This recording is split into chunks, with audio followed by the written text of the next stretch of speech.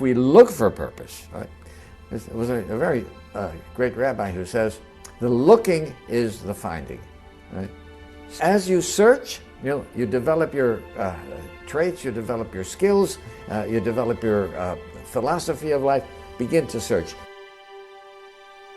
I think it's important for a person, in order to have a feeling of self-worth and a feeling of self-esteem, to have a purpose in life. Living a purposeless life, so what kind of significance is that, right? And tell the story of two vagrants who were arrested for loitering, right? And the judge asked one guy, what were you doing when you were arrested? He says, nothing. He asked the other one, what were you doing when you were arrested? He says, I was helping him. If you're helping somebody who is doing nothing, you're doing nothing, right?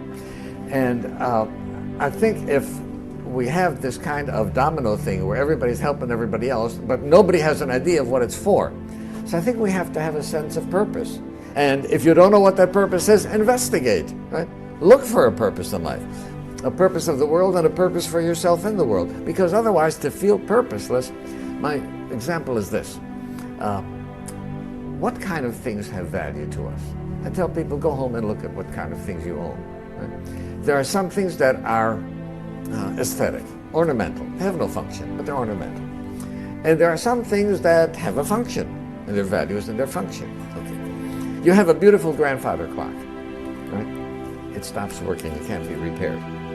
You keep it there because it's a beautiful piece of furniture, right? It's ornamental, it's attractive.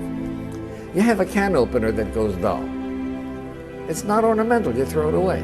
Okay. Ornamental, aesthetic, versus function. Those are the only two criteria for value.